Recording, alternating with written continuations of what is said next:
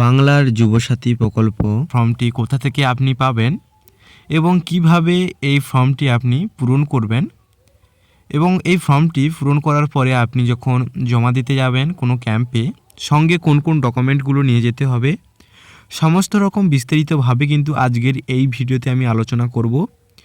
তো অবশ্যই ভিডিওটিকে লাস্ট পর্যন্ত দেখতে থাকো। ভিডিওটা যদি হেল্পফুল মনে হয় চ্যানেলটিকে সাবস্ক্রাইব করে পাশে থাকা বেল আইকনটিকে ক্লিক করে অল প্রেস করবেন। তো চলো শুরু করা যাক। তো দেখতে পাচ্ছ এখানে ডান সাইডে একটি বক্স দেওয়া আছে। এখানে আপনাদের কিন্তু কালার ফটো কিন্তু এখানে অ্যাটাচ করতে হবে, সঙ্গে আপনাদের কিন্তু এই কালার ফটোর উপরে সিগনেচার করতে হবে। এমনভাবে সিগনেচারটা করবেন যেন কিছুটি অংশ আপনার ফর্মের উপরে থাকে আর কিছুটি অংশ আপনার ফটোটির উপরে থাকে। তারপরে এখানে দেখতে পাচ্ছ যে স্পষ্ট করে বলে দেওয়া হয়ে আছে যে ইংরেজির বড় হাতের অক্ষরে পূরণ কিন্তু আপনাদের করতে হবে পুরো ফর্মটিকে। তো চলো, ফার্স্ট যেটি অপশন আছে আপনাদের দুয়ারে সরকারের রেজিস্ট্রেশন নাম্বার, এটা আপনি কোথা থেকে পাবেন? যখনই আপনি এই ফর্মটি দুয়ারে সরকার ক্যাম্পে নিয়ে গিয়ে জমা করবেন সেখান থেকে আপনাদের কিন্তু রেজিস্ট্রেশন নাম্বারটা দেওয়া হবে। সেই রেজিস্ট্রেশন নাম্বারটা এখানে আপনি বসিয়ে নেবেন। তার ঠিক নিচে এখানে দেখতে পাচ্ছ যে আধার কার্ড নাম্বার, যিনি অ্যাপ্লাই করবেন তার আধার কার্ডের নাম্বারটা এখানে বসিয়ে নেবেন এবং তার ঠিক নিচে এখানে দেখতে পাচ্ছ যিনি অ্যাপ্লাই করবেন তার নাম এখানে আপনি বসিয়ে দেবেন এবং এখানে তার মোবাইল নাম্বার এখানে বসিয়ে নেবেন এবং মোবাইল নাম্বারটা অবশ্যই ব্যাঙ্ক অ্যাকাউন্টের সঙ্গে যেন লিঙ্ক থাকে। তারপরে নিচের অপশানটি আছে ইমেল আইডি।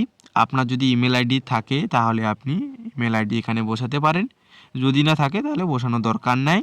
তারপরে অপশানটি দেখতে পাচ্ছ জেন্ডার, আপনি যদি পুরুষ হয়ে থাকেন তাহলে এখানে মেল অপশানটিতে বা পুরুষ অপশানটি থেকে টিকমার্ক করবেন।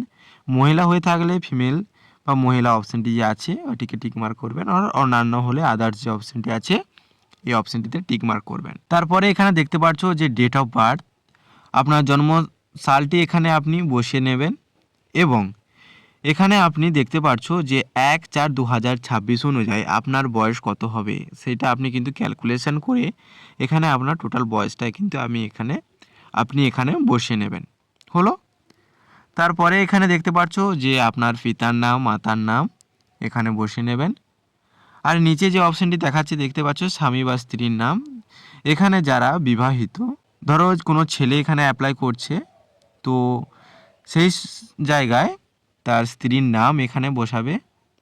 আর যদি কোনো বিবাহিত মেয়ে যদি অ্যাপ্লাই করে থাকে তাহলে সেখানে তার স্বামীর নাম এখানে বসাবে।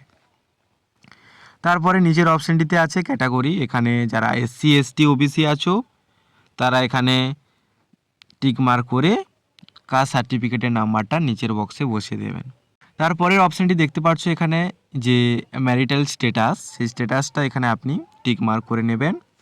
যারা বিবাহিত তারা বিবাহিততে টিকমার্ক করবেন, যারা অবিবাহিত তারা অবিবাহিত অপশানটিতে টিকমার্ক করবেন। তো যারা যে ক্যাটাগরিতে আছো তো তারা এখানে টিকমার্ক করে নেবেন। তারপরে নিচের বক্সটি দেখতে পাচ্ছ এখানে আপনাদের কিন্তু যে অ্যাড্রেস আছে সেই অ্যাড্রেসে এখানে ফিল আপ করতে হবে, পূরণ করতে হবে। তো এখানে আপনার বাড়ির নাম্বার বসিয়ে দেবেন, আপনাদের গ্রামের নাম বা শহরের নাম, পোস্ট অফিসের নাম বসিয়ে দেবেন, গ্রাম পঞ্চায়েত বা ওয়ার্ড নাম্বার এখানে বসিয়ে দেবেন, আপনাদের ব্লক পৌরসভা যে যেখান থেকে আছো তো আপনারা সেইটি এখানে ভালোভাবে বসিয়ে নেবেন। থানা, জেলা, পিনকোড, রাজ্য যেমনভাবে যা কিছু এখানে আছে পরপরভাবে সেরকম সাজিয়ে কিন্তু আপনি এই বক্সগুলো পূরণ করে নেবেন।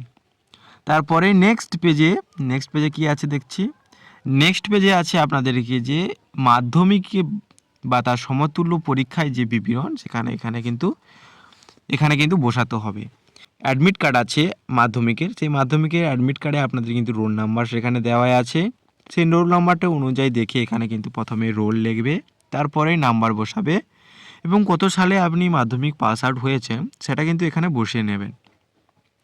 কোন বোর্ড থেকে পাস আউট হয়েছে এখানে কিন্তু সেই বোর্ডটি এখান থেকে টিকমার্ক করে নেবেন এবং আপনার শিক্ষাগত যোগ্যতা পরের এখানে অপশানটিতে আছে যে আপনার শিক্ষাগত যোগ্যতা কতটা আছে সর্বোচ্চ, তো সেইটা এখানে আপনি কিন্তু লিখে দেবেন যে আপনার এত শিক্ষাগত যোগ্যতা আছে, সেটা কিন্তু এখানে স্পষ্টভাবে লিখে দেবেন।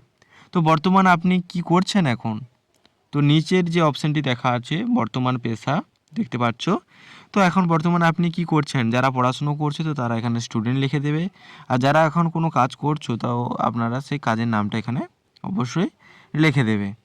তারপরে এখানে দেখতে পাচ্ছ ব্যাঙ্ক অ্যাকাউন্টের ডিটেলস কিন্তু এখানে দিতে হবে, আপনাদের ব্যাংকের নাম, কোন ব্যাংকের শাখা, ব্যাঙ্ক অ্যাকাউন্টের নাম্বার, আইএফসি কোড এখানে কিন্তু বসিয়ে নেবেন। আর এখানে কিন্তু অবশ্যই আপনাদের ব্যাঙ্ক অ্যাকাউন্টটি আধার কার্ডের সাথে লিঙ্ক থাকতে হবে। লিঙ্ক আছে কি না কীভাবে চেক করবেন, আমার এই ভিডিওর ডেসক্রিপশানে কিন্তু লিঙ্ক দেওয়াই আছে, ভিডিওটি গিয়ে দেখে নেবেন। বাড়িতে বসে কিন্তু চেক করে নিতে পারবেন যে আপনার ব্যাঙ্ক অ্যাকাউন্টটি আধার কার্ডের সাথে লিঙ্ক আছে কি না। আর যদিও না লিঙ্ক থাকে কীভাবে লিঙ্ক করবেন তারও ভিডিও কিন্তু আমি আমার এই ইউটিউব চ্যানেলে আপলোড করে রেখেছি, অবশ্যই দেখে নেবেন। তো চলো নেক্সট অপশানটি কী আছে দেখি। তো এখানে দেখাচ্ছে যে অন্যান্য সরকারি সাহায্য পান কিনা রাজ্য সরকারের কাছ থেকে শিক্ষাগত সুবিধা ছাড়া। এখানে যেটি বলতে চাইছে যে শিক্ষাগত যে সুবিধা সেই সুবিধা ছাড়া আপনি অন্যান্য কোনো প্রকল্পে টাকা পান কিনা এখানে কিন্তু জিজ্ঞাসা করছে। তো অবশ্যই আপনি যদি শিক্ষাগত যোগ্যতা বা শিক্ষাগত যে শিক্ষার জন্য যে সুবিধা আছে সেই সুবিধার টাকা ছাড়া যদি অন্যান্য কোনো যদি প্রকল্পের টাকা আপনি পেয়ে থাকেন তাহলে এখানে ইয়েস করবেন, আর যদি না পেয়ে থাকেন তাহলে এখানে না করবেন। আর যদি পেয়ে থাকেন তাহলে কিসের টাকাটা আপনি পান সেইটা কিন্তু এখানে আপনাকে কিন্তু উল্লেখ করতে হবে। তারপরে এখানে দেখতে পাচ্ছ যে সংযুক্ত নথিপত্র তালিকা। এখানে এই ফর্মটির সঙ্গে আপনাদের কোন কোন ডকুমেন্টগুলো নিয়ে যেতে হবে, যুক্ত করতে হবে সেগুলো কিন্তু এখানে পরপরভাবে কিন্তু 6টি ডেটা আপনাদের কিন্তু দেখিয়ে দিয়েছে। এখানে দেখতে পাচ্ছ যে মাধ্যমিকের অ্যাডমিট কার্ড নিয়ে যেতে হবে, মাধ্যমিকের মার্কশিট কিন্তু নিয়ে যেতে হবে, আধার কার্ড, ভোটার কার্ড আর ব্যাংকের পাসবুক হচ্ছে ফার্স্ট যে পেজটি সেই ফার্স্ট পেজটি কিন্তু আপনাদেরকে জেরক্স করে নিয়ে যেতে হবে।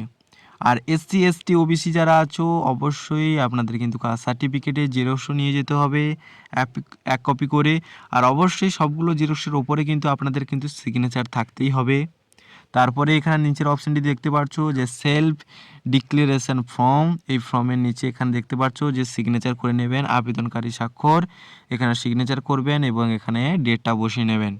তারপরে দেখতে পাচ্ছ যে অ্যাকনোলেজমেন্ট, এই অ্যাকনোলেজমেন্ট স্লিপটা আপনাদের কিন্তু যেই ক্যাম্পে গিয়ে আপনারা জমা দেবেন সেই ক্যাম্পে কিন্তু এই অ্যাকনোলেজমেন্ট স্লিপটা কিন্তু আপনাদেরকে কিন্তু দিয়ে দেবে।